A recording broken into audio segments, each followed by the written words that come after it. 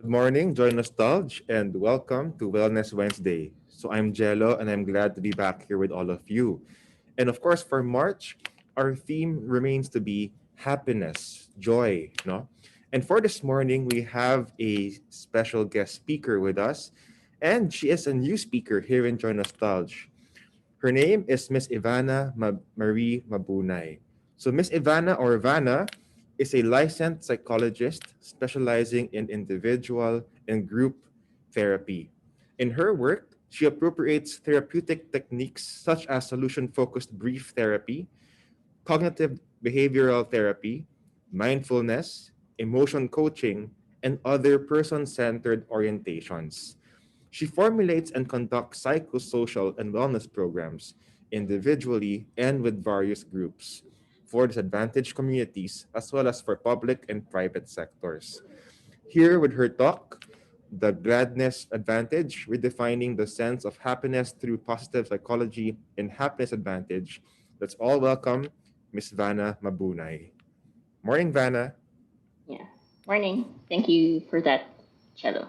Okay. Sure. So I'll screen share my PowerPoint I've prepared specifically for your company. Okay. So me and Jello talked, and we were talking about what you needed, or what was requested. So the theme is about around happiness, right? So it's a big concept, and there's many interpretations around it. So this is a bit specific. This is one lens on how to view happiness. Okay, it's called the happiness advantage. I term it gladness. Okay, because there are many connotations of happiness, but through the different studies I'll be presenting today, we'll try to find out what are the things within our control in terms of the big concept on happiness. Okay, so it's mostly around positive psychology. This is more of a wide view, of a breadth view, more than depth. But I did send Jello resources. In any case, there's something specific in terms of the various orientations here that really resonate with you, so you can dig down further. Because in terms of happiness, it can be very subjective. You'll find later on it's very subjective. It's mindset. It's what resonates with you. It's about connecting with yourself or identity, right? So I'm excited to share with you this topic. This topic is close to my heart. Okay? Yeah. So happiness, we can't talk about happiness without talking about well-being in general. So we're not talking about happiness in isolation. We'll talk about the system it operates under it. Okay. So in this talk, just setting some expectations. Okay. So the nature of happiness through different integrated positive psychology studies, and just normalizing and validating certain human needs. What are the certain obstacles towards it? What are the certain advantages or protective factors or aids towards it? Okay. And finding your own sense of better for you, and finding simple practical steps towards it. So it's doesn't feel that distant. It feels reachable. It feels immediate. It feels like something we've experienced already. Okay?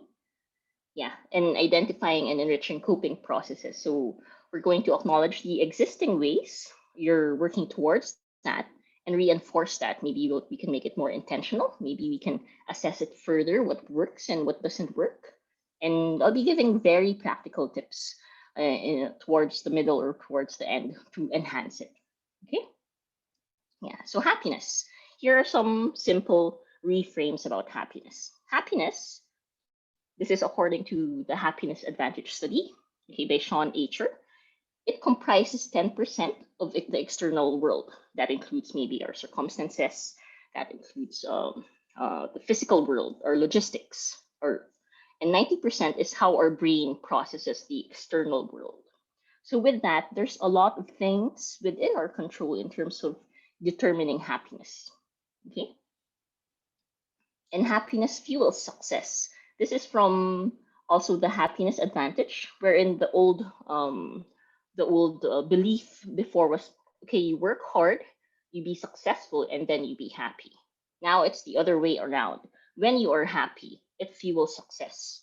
This major research is true across different careers in terms of corporate context, in terms of doctors, in terms of different professionals. When people are happier, they just work better, and that can be a bit of an intuitive thing, right? But it's also backed up by research and clinical practice, like my work with adults in the work setting as well. And among the many factors that determine happiness, relationships is identified to be to be the biggest factor that determines happiness. Yeah, how well we connect with other people that can vary: family, colleagues, social connection, etc. And with that, in this talk, we'll find ways to further maximize what is within our control towards being glad. Okay. And I keep on repeating this being glad. So I'd like to cite another um, lens. This is from the Finnish. Okay. So they differentiate glad as there's two kinds of happiness. Glad is a sense of contentment, like being happy with what you have right now, and a sense of there's a more Western view on happiness is the elation happiness, like the richest, the best, etc. And in terms of this latter, it's called lyuk versus hyug. Okay, in terms of lyuk, that's their term for elusive happiness. It's like chasing something that is a moving goal, because there might be always something better.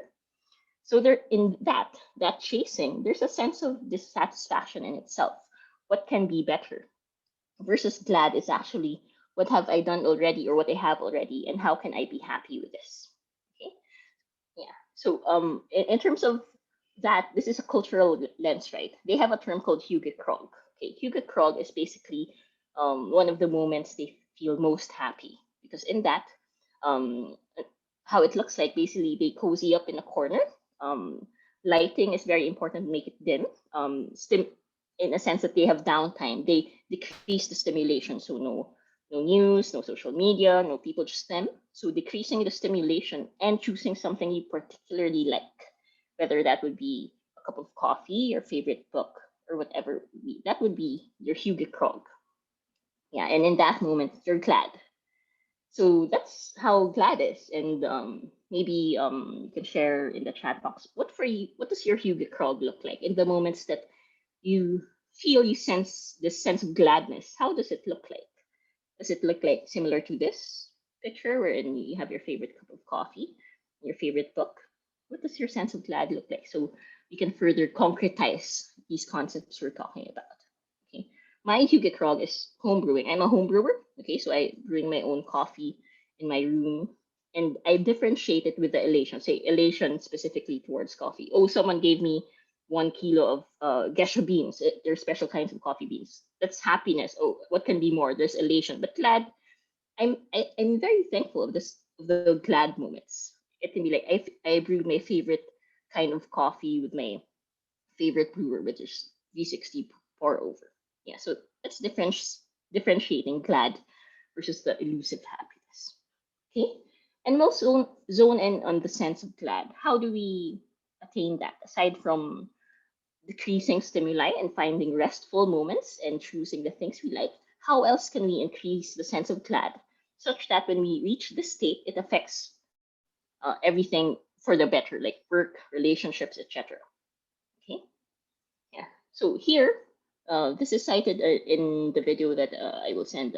I sent Cello in terms of why Finland is one of the happiest countries of the world. Okay, so these six factors are the factors that determine life satisfaction.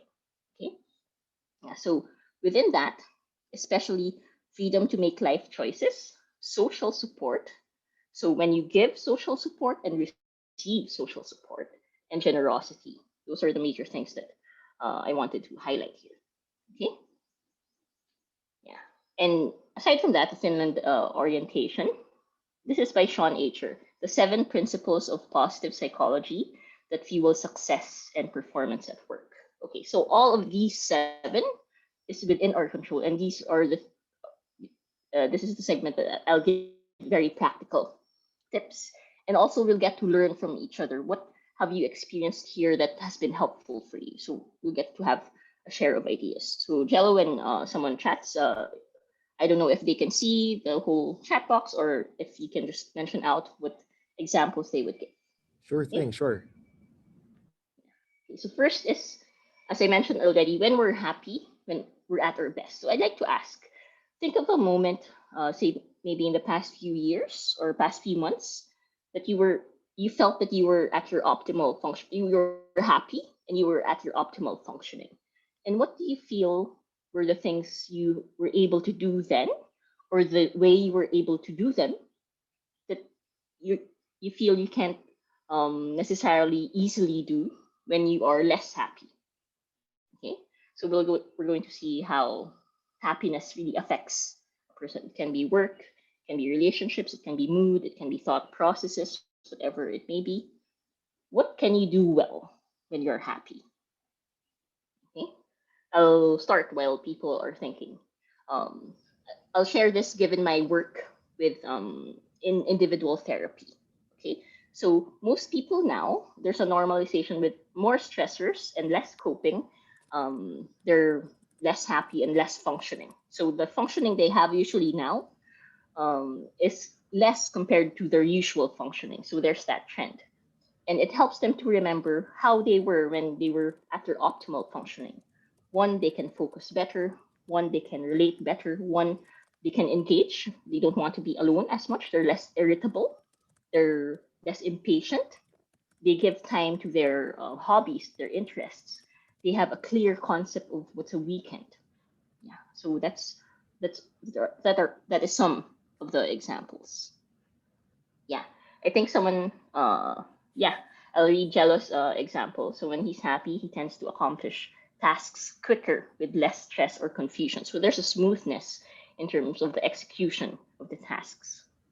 Yeah, so there's a sense of clarity or in terms of the tasks. Yeah, and there's many more. I'll include in the references I'm sending Jello the mental health continuum, which is basically the different levels of functioning. Okay, from optimal wellness, mild distress, moderate to severe distress, and for clinical interventions. So there's a movement around this scale, and we want to know what makes us move within that scale. The stress equation is stressors over coping. So it's like a fraction. So more stressors, more stressed, less stressed. Coping is more coping, more frequent and more effective coping. The less stressed we are, less frequent and less effective coping, the more stressed we are. So there's with that shift, there can be more stressed. So coping is very important. Okay. Yeah.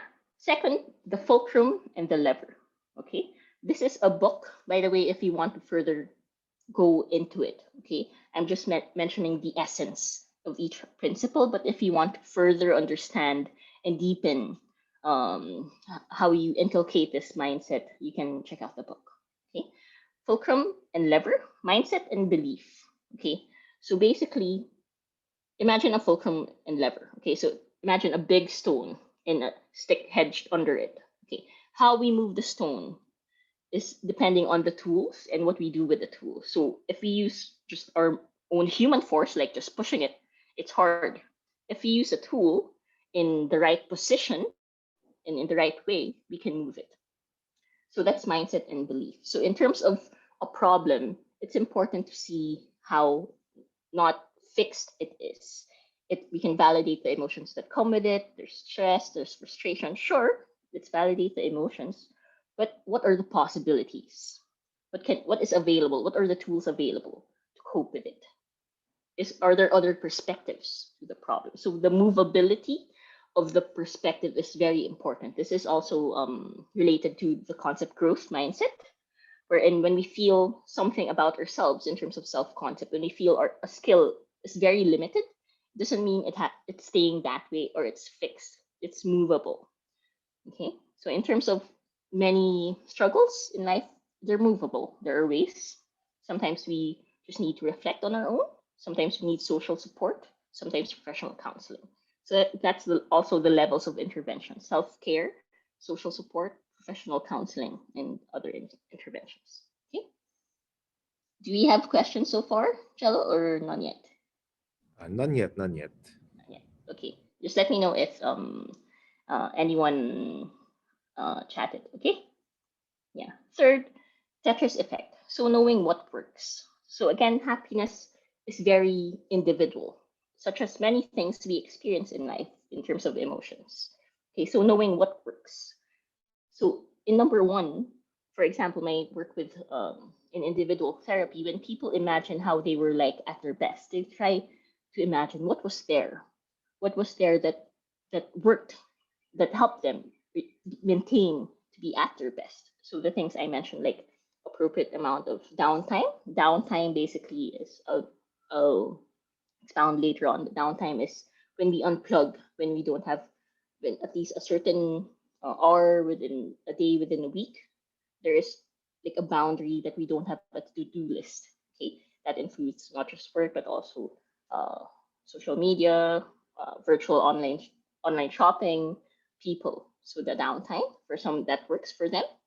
For some, what works for them is three separate spaces or setups when working from home. So a workspace, a sleeping space, and a non-sleeping space. With the absence of explicit cues or prompts, the brain somehow at times gets confused. What it's supposed to be doing is it's supposed to be resting or working or relaxing. So setting that up in an intentional way can help. And for those people with space issues, like if you have just two spaces, you can use setting it up differently. Like what does a work setup look like? It can be with your laptop open, your planner open, and what does a non-working, non-sleeping setup look like? It can be closed. You can bring out whatever is fun for you, reading a book, etc., etc. Okay. Fourth, falling up. So using the downward momentum. So there's an observation and a research actually that when we are most down, it's easier to go back up. So that's using that momentum from going down to bounce back. Think of a basketball. The higher, the higher the height in terms of from bouncing it, the higher it bounces up. Yeah. So when we are in a downward momentum, the view is usually, why am I here? I've gone so low. But reframing the question, how far can I go back up? Okay. Fifth, the Zorro circle, small manageable goals. Okay. Again, when we are most low, usually we think of the things we that are really, really hard to do or the things we can't do. Inside in that upward movement, thinking about very specific goals. So yes, there is an upward movement, a big potential for upward movement. But how do you start with small manageable goals and work through that? Okay. The more specific it is, the more manageable it will feel. So for things that may feel overwhelming, breaking it down step by step. Six, the 20-second rule. Okay. The 20-second rule basically is the time it's the duration of the time it takes for you to start something. Say, the maker of this framework, si Sean Acher, uh, shared his experience about trying to learn the guitar. Okay, he was trying to get to learn it, but there were days he was lazy or he wasn't feeling it. But instead, he made it easier for him. How did he do that? He made it easier for him that it only took 20 seconds for him to start playing the guitar. So he got a guitar stand, set it near him, the corner of his room, so that the time it takes for him to grab the guitar is less than 20 seconds because it takes the brain 20 seconds to commit to a yes and to commit to a no. So within that 20 seconds is the time to make a decision. So just the thought of, okay, I just need to grab my guitar and start. That's making it easier. So setting it up.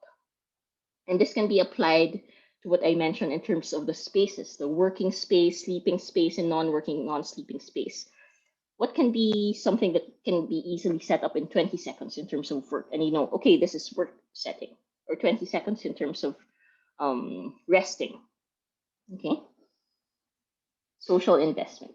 Yeah. So this is relationship still. Yeah. It's the single greatest asset. So it's relationships is repeatedly found across many studies, to be the greatest factor in terms of happiness. And that includes social engagement.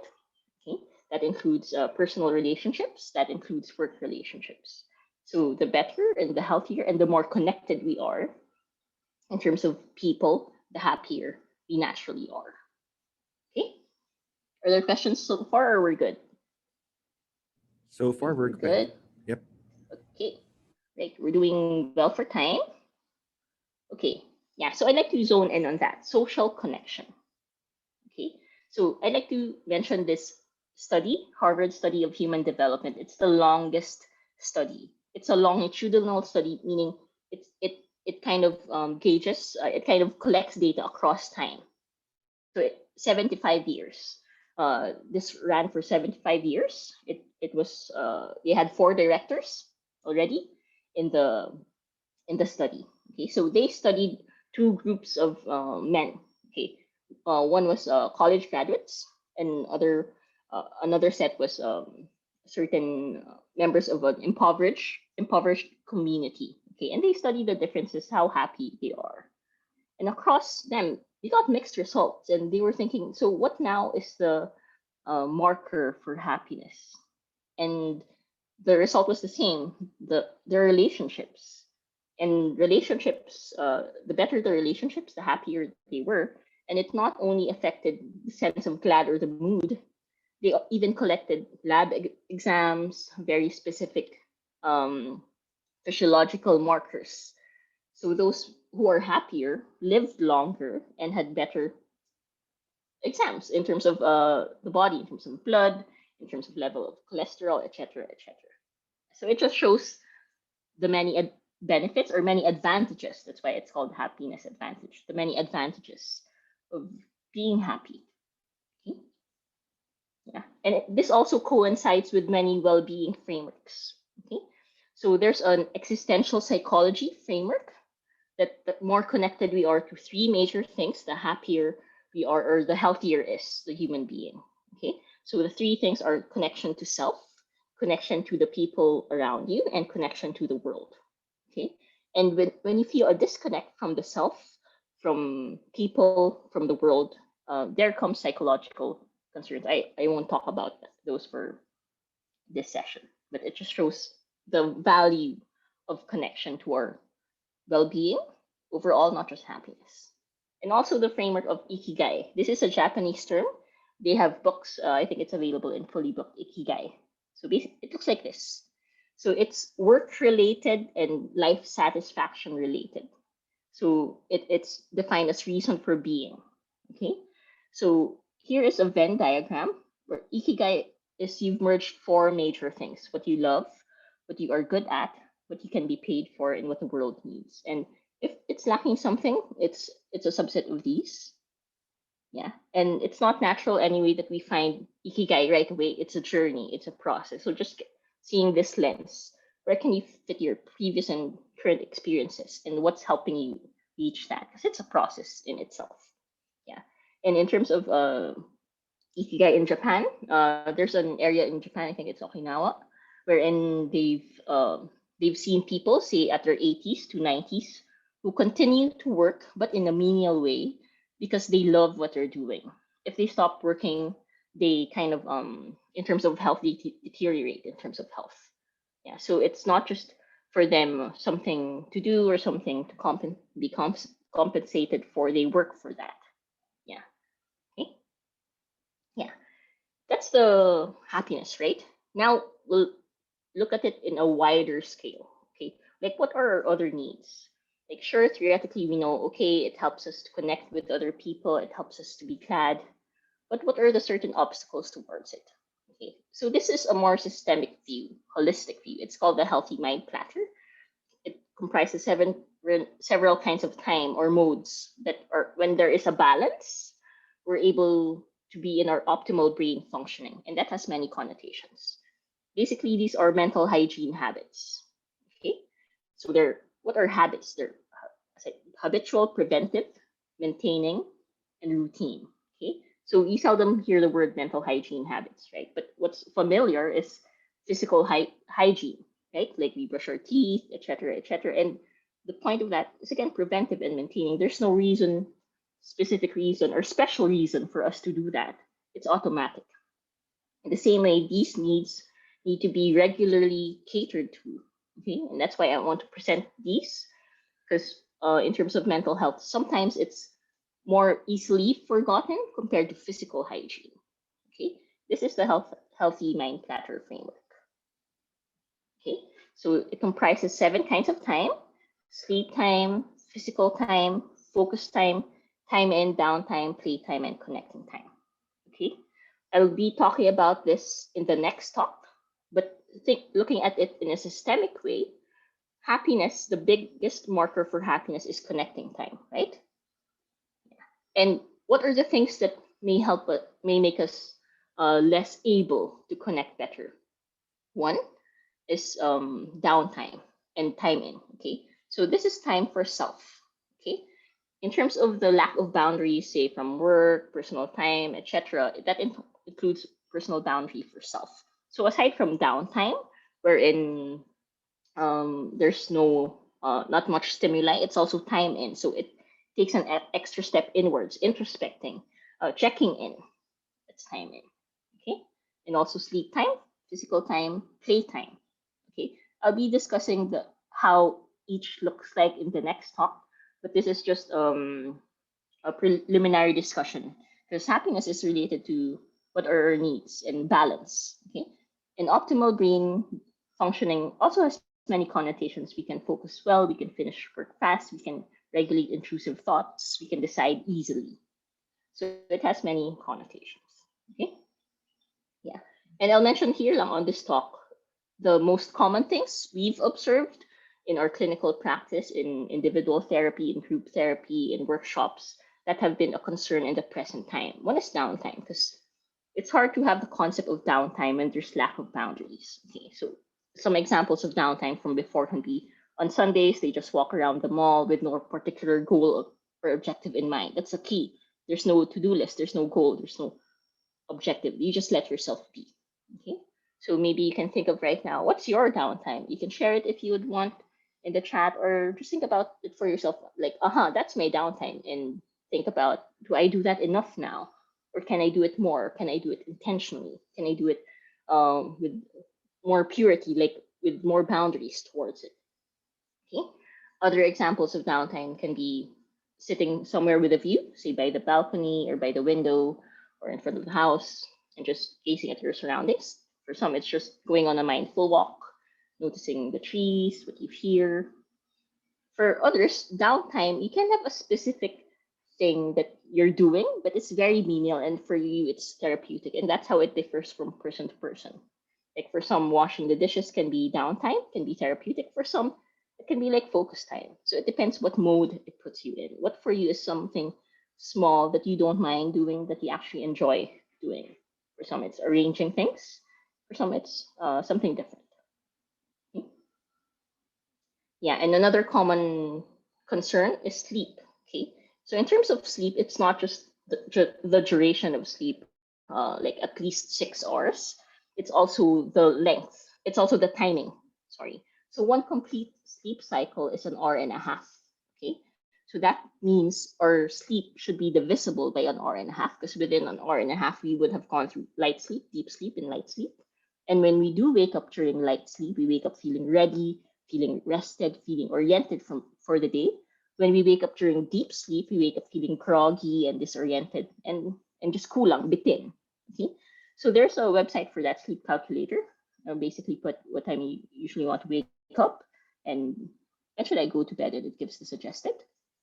Or if I go to sleep now, when should I get up? Okay. And these are just some other additional tips for sleep. Yeah. And the major part of it is the boundary.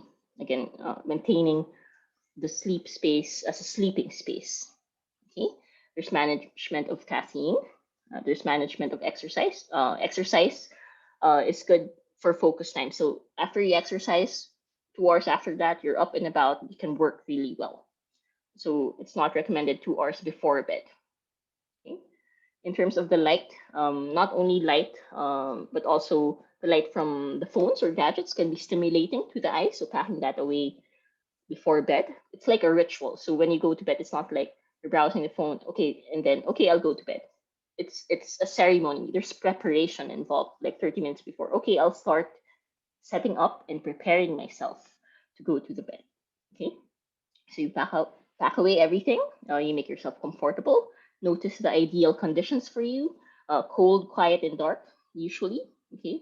what's comfortable for you if you're experiencing some stress or anxiety. Okay, like a plush toy or a pillow. Yeah, you can use that.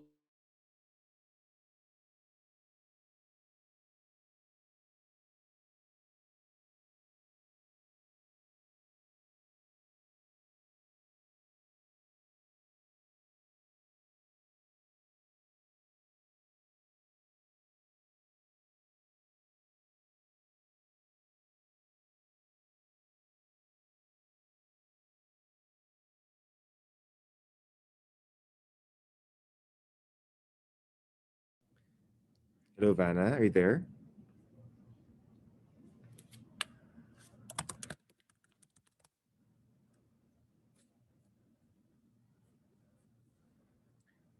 Sorry, everyone. We're just having some technical difficulties.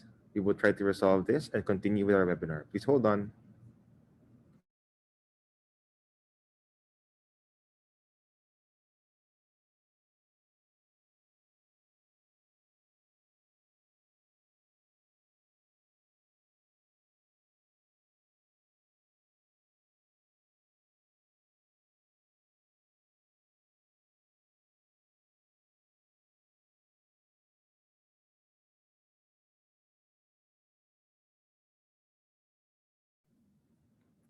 There has been a power disruption uh, in our speaker's area, but she's trying to come back.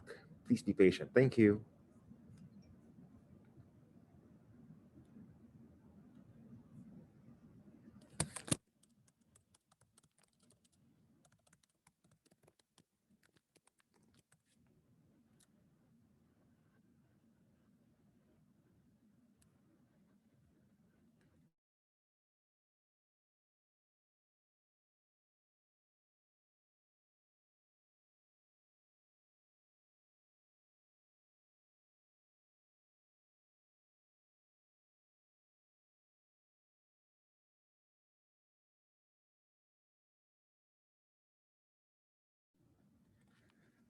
So, hi everyone. Good morning. So, our speaker just informed me right now that she's actually done with her talk already. She's done with her talk, and unfortunately, the the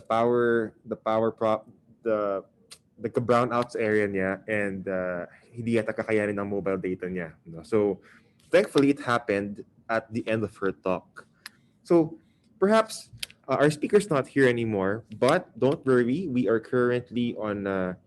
In constant communication. You may send me your questions, no? Once you have them, and she can answer it, and I can forward the answers to our community Viber group.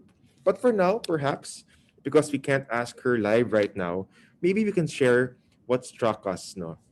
Well, initially, what struck me was that she mentioned 90% of our emotion, of our happiness, is within our control, no? 90% is how we perceive the events that take place around us. No? So there's a lot of control there on how we can still remain happy despite stressful situations. No? And this has to do with adjusting your environment, uh, choosing what to do when you wake up in the morning, when you go to bed. So happiness is really in our control. No? And it matters. What matters is the kind of company you keep around you. Do your friends bring out this joy, this positivity from you? No? And last but not least, she did mention what struck me in Finland, which is known to be a very happy place. A huge impact on people's emotion is the kind of social support they receive from one another. So, in other words, generosity fuels happiness. So it makes us think, how can we continue to make Joy-Nostalg a happy place? Diba? What kind of presence do we want to bring into the work environment? How can we make our colleagues happy? And I think in one word, we can summarize it: kindness. By simply choosing to be kind to one another, we can spark happiness in our workplace, which can subsequently improve our output. So I'd like to ask my co-panelists here, my colleagues here, for their inputs, what struck them, and maybe join me in discussion. So we have with us Miss Badette Ortiz. She's the land control officer from the EMU, Mr. Regine Basbas, admin assistant from the EDU, and Sir Johnson Gukilatar, FNB supervisor from the HDU. So welcome, friends. Let's turn on our cameras. Thank you for being with us this morning. Unfortunately, our speaker can't join us now for Q&A, but I'd like to hear from you. Hearing about happiness, what struck you? And maybe we could help each other answer our questions here. No? So welcome on board, everyone. And perhaps we can begin first with Miss Badette. So Miss Badette, what struck you? And perhaps if you have questions, let's ask one another. No? Okay. Good morning, Jello. Good morning, Morning, ma'am. Joy-Nostalg. I actually have I want to share two things from the talk, and I have one question which I really want to throw at our speaker. So number one reaction, I think all of you knows already that happiness actually differs at the different stages of our life, no? So syempre, mas bata ka, iba yung nagbibigay sa'yo ng happiness. Medyo pag tumanda-tanda ka, iba na rin yung yung nagbibigay sa'yo ng happiness. So I think it's all of you are gonna agree with me on this point, no? So another thing is that which struck me also is the when she said relationship are the single greatest asset, no? So it's very important talaga na our different relationships brings us happiness in all the areas of our life, which brings us which brings me to my question that I want to throw the speaker. So between happiness, I mean, how do you reconcile, or is there a reconciliation point between happiness and morality or social acceptability? So I think syempre different person have ito yung nakakapagpasaya sa kanya. Pero sa iba ba, okay ba yun? Paano naman yung iba? Masaya ba yung iba or acceptable ka ba ng iba, the people around you kung ito yung nagpapasaya sa'yo? So I think you know what I mean. So Yeah. so this is the question really I want to throw to our speaker. Thank you, Jello. Thank you, Ms. Padet. No, I will forward that question to the speaker. No, but to clarify your question, so it means one thing can make what can make me happy cannot necessarily make the next person happy. Other person happy. That's Yeah. correct, no? So the Yes. question is, how can that be reconciled? Is this really reconcilable, or parang hayaan mo na siya, yun ang makakapagpasaya sa kanya. So yun lang yung question ko. Correct, ma'am. No, actually, naisip ko rin yun eh. Happiness can be very subjective. Ah, Yes. Oo. it can be very subjective. For example, something as simple as gusto ko personally, I want my work environment or office to be quiet so I can focus. Mm-mm. Pero some Mm-mm. people naman, di gusto namin masaya, maingay para mas energized tayo lahat, di ba? So it really differs. No? So thank you for that question. No? It's something that can keep all our minds busy. I'll forward this spot to our speaker. No, when she, and for sure she will give me her answer to that. So thank you, Miss Padet. No? Thanks, Jello. Now we have Sir Johnson, no, from the hotel. Good morning, Sir Johnson. Good morning, Sir Jello. Good morning, JNG. I think for me, this struck me the most. Actually, I have a few things. So I actually watching TikTok last night, and I just because I'm young. I mean, I'm not Sure. saying you guys are. It's just a generation that TikTok is Okay. trend. So it's just like came across of one profile. It says like it's very true. I came across TikTok and it somehow defined the happiness of an anonymous person telling the happiness is one thing what you receive or what you have. So it connects to the 10% of external world and the 90% of how our brain processes. Hmm. So actually, at work, I think happiness ripples, meaning to say you can send it to someone else or you can send it to your colleagues. Uh, it just have to start within you, meaning to say, if I wake up in the morning, how do I have to think para maging mas masaya ako? So it's like it gives me the thought of Like gumising ako and then thank you for the life, because every time you wake up in the morning, it's the key para mas maging masaya ka. And then the following na gagawin mo will be also added kung paano mo maaapektuhan yung buong araw mo. Meaning to say, I wake up in the morning, so I think, okay, thank you God for another life. And then what other things to do? Probably coffee will make me happy. So Right. just have to make coffee. And then um, on the process, I have to reset also my mindset. It's actually, I think when you grow old, or probably like when you grow up, not grow old, you you kind of set that yung mindset.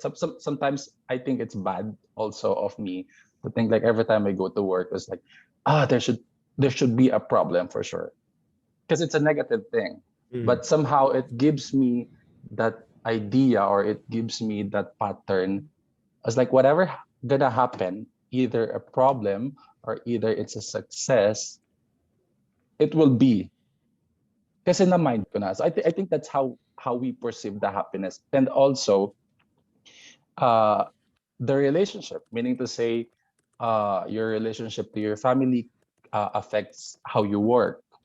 Your relationship to your workmates affects also your relationship to other. And we have like a control to it. I mean, we accept the things what we want, or we accept the things that we really wanted to process. And then if there's like a negative thing or a Mm. bad thing to happen, you could just like, okay, this will pass. Right. This will pass, and I'll be in a better place next time. It's about resetting the mindset. And then also the other one is like taking the break, or your 20 seconds. I think mine is a bit longer. Like I can't take 20 seconds to process or to make a decision. I always like too fast. I think for me it's important. Like sometimes the staff at the restaurant, if they are too alam mo yung masyadong ang dami ng problem, it's like maybe you can take a break, or maybe you need a lunch, so you can reset the mind, or so you can just probably remove that negative. So when you go back to work again, yeah, we can make it a better place again, or we can restart that Right. that negative to something nice or something positive. Yeah, Thank you, Sir and Johnson. Yeah, that's yeah. really for me. Thanks, Sir Johnson. I could completely, relate with what you said. Actually, very recently, uh, I was given this assignment, and when you look at the assignment, it seems kind of big. It seems kind of difficult, no. But whenever I face something challenging, the first thing I say to myself is, "Madali lang yan." Kahit na Right. hindi. Ako True. amin ko, kahit hindi, kahit obviously hindi siya madali, ang sasabihin ko to myself is, madali lang yan. So, Yes. perspective has a huge impact, no, on our overall well-being. And what I would do kapag may big task, I chop it up into smaller tasks to make it seem easier and doable, 'di ba? So, you're correct, 'di ba? And of course, yes, take breaks. Take breaks to pause para mawala yung negative emotion na yan. Reframe it, and hopefully when you come back, you're more peaceful, you're more calm, you're more ready to face your challenges, diba? So tama, happiness is also within our control, no? So thank you so much, Sir Johnson. Thank you. And last but not least, we have Miss Regine. Hi, Miss Regine. Good morning. Morning. Um, what struck me the most po was our speaker's opening. Na sabi na, hindi na you work hard, then you become happy. But actually, it's when you are happy, then you work harder. Kasi looking back on what I was doing, even when I was studying or trying to find a work and currently at work, I always think that, oh, when ano when I finish and try to finish and work hard to finish this task, I know that I will become happy, which is true in a sense. I am satisfied with it. But um also thinking about it na, oh, when I take my downtime, like on a specified time, like for example, at 6 p.m. after work or 7 p.m. after work, um, I get the motivation to do more and um, to do more and to work harder because I am in a happy mindset. I am in a clear mindset to do and to think about the things that I will do. And that's it. Thank you so much, Miss Regina. And I think all of us can connect with that. No? Really, happiness has a huge impact on how we work and how we interact with one another. No? So, but all the more, it brings so much importance to why we must always promote happiness in the workplace. I also want to mention we have people, two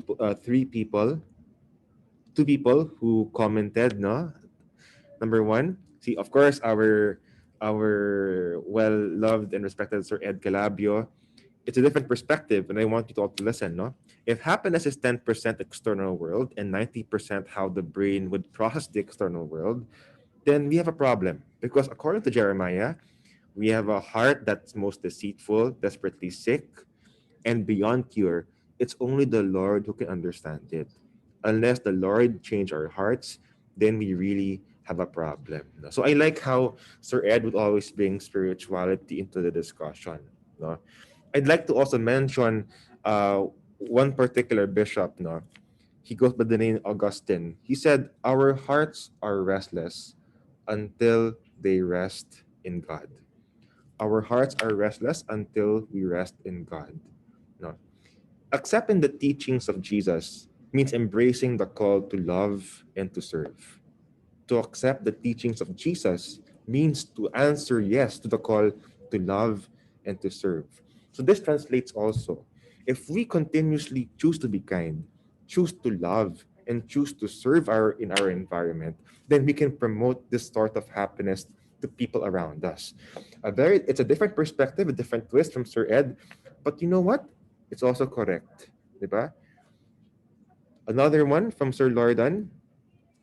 There is a God. There is a God-shaped vacuum in the heart of each man, which cannot be satisfied by any created thing, but only God, the Creator, made known through Jesus Christ. Made known through Jesus Christ. Okay, so again, diba? Our hearts are restless until they rest in God. And I'm sure that any person who has a strong prayer life, relationship with the Lord, can attest to that. No? Any challenge that comes your way, you could always tell yourself and believe and know the Lord is with me. Hindi ako papabayaan ni Lord. He has my back. For as long as I answer His call to love, and by doing that, I spread happiness in our community. No?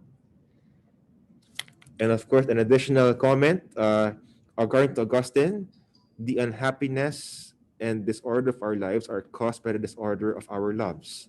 A just and good person is also a person who has rightly ordered his love, so that he does not love what it is wrong to love, or love what should be loved, or love too much that should be loved less, or little what should be loved more. How does this work? There is nothing with loving there is nothing with loving your work, but if you love it more than your family, then your loves are out of order and you may ruin your family. Or if you love making money more than you love justice, then you exploit your employees again because your loves are disordered. Thank you for that, Sir Ed. No, we always appreciate your inputs. No, so as we continue to spread love and joy in Joy-Nostalg, let's choose to be kind. Who knows? The person next to you, baka may pinagdadaanan siya. Be there for that person. If you choose to be kind, if you love everyone around you, then you create an environment conducive for optimal performance.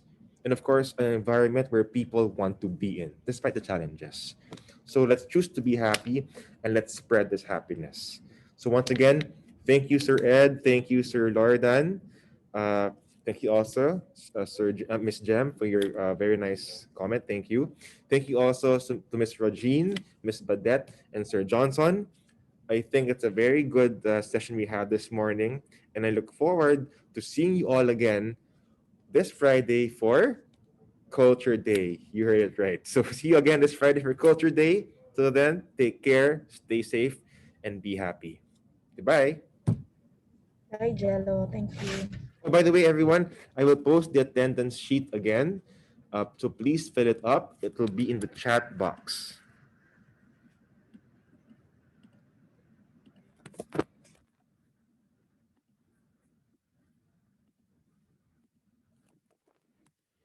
There. I posted the link in the chat box. So please click the chat box, open the attendance sheet, and please fill it up. Okay? I will close this session in 10 seconds. So please open the chat box and click the attendance link.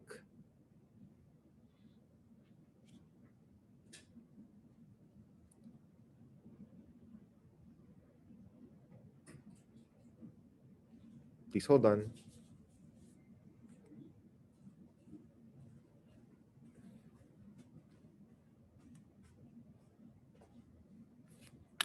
Let me click post the link again for you to open it.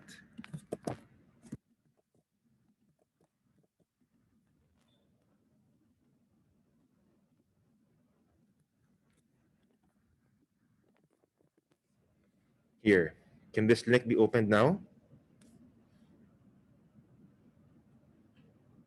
Okay, people have already answered. Okay. Yay. Okay, now it's openable. Thank you so much for letting me know. Thank you. Okay, great. So we'll now close the Zoom webinar, but please click the link first. Okay. 5, 4, 3, 2, 1. Thank you and goodbye.